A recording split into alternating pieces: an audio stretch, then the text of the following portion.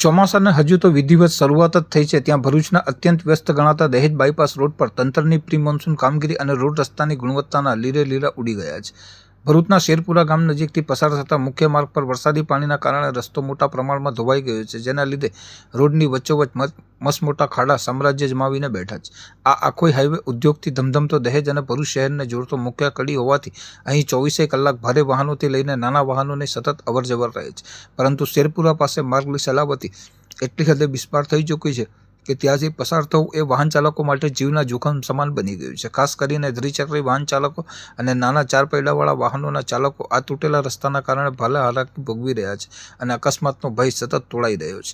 સ્થાનિક રહીશો અને દરરોજ આ માર્ગ પરથી પસાર થતા મુસાફરોના જણાવ્યા અનુસાર વરસાદ પડતાની સાથે જ આ મોટા ખાડાઓમાં પાણી ભરાઈ જાય છે। પાણી ભરવાના કારણે વાહન ચાલકોને રસ્તા પર ખાડો છે કે સમતલ રસ્તો તેનો અંદાજ આવતો નથી, જેના પરિણામે અનેક મોટરસાયકલ સવારો આ ખાડાઓમાં પટકાઈ રહ્યા છે અને નાની મોટી ઇજાઓનો ભોગ બની રહ્યા છે। કરોડો રૂપિયાના ખર્ચે તૈયાર થતા આ હાઈવેની પ્રથમ જ વરસાદમાં આવી દુર્દશા થતા સ્થાનિક લોકોમાં તંત્ર અને કોન્ટ્રાક્ટર સામે ભારે રોષ જોવા મળી રહી છે। લોકો સવાલ ઉઠાવી રહ્યા છે કે જો સામાન્ય વરસાદમાં જ રસ્તો આટલી હદે ધોવાઈ જતો હોય તો આ માર્ગના નિર્માણમાં વાપરવામાં આવેલ સામગ્રીની ગુણવત્તા કેવી હશે? સરકારી નાણાંનો આવો સરેઆમ વેડફાટ અને જાળવણીનો અભાવ લોકોમાં ભારે અસંતોષ જન્માવી રહ્યો છે।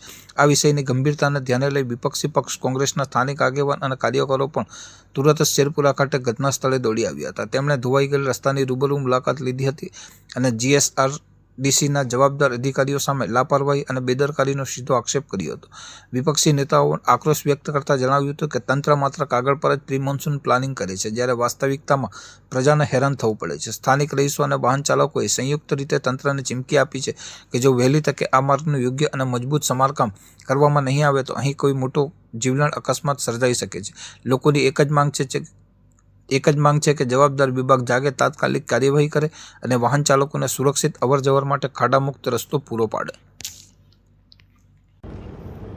ગુજરાતની ભાજપ સરકાર વિકાસના જૂઠ્ઠા દાવાઓ કરી રહી છે, તેની એક સાબિતી આજે ભરૂચના બાયપાસ ફ્લાયઓવરની કહી શકાય કે આજુબાજુના જે સર્વિસ રોડ છે એ સર્વિસ રોડ પર જોઈ શકાય છે।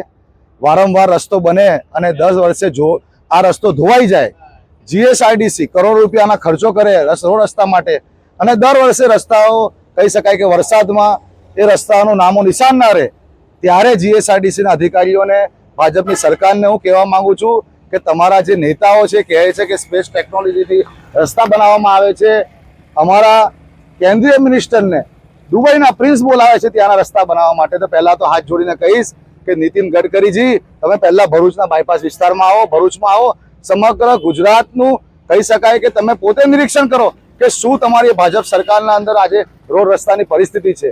આજે જીએસઆરડીસીનો જે કહી શકાય કે વિભાગ છે સૌથી ગુજરાતનો ભ્રષ્ટ વિભાગ છે। વારંવાર એમના અધિકારીઓને આ મુદ્દે ધ્યાન અમે દોરાવીએ છીએ કે આ બાયપાસના બ્રિજ પાસે જે પાણી ભરાય છે સર્વિસ રોડ પર, એની માટેની બાજુમાં ડ્રેનેજ લાઇન બનાવો જેથી સોસાયટીમાં પાણી ના ઘૂસે, પરંતુ જીએસઆરડીસીના અધિકારીઓએ કામ કરવું નથી અને કામ કરે છે તો ભ્રષ્ટાચાર રૂપી કામો કરવા છે એમને।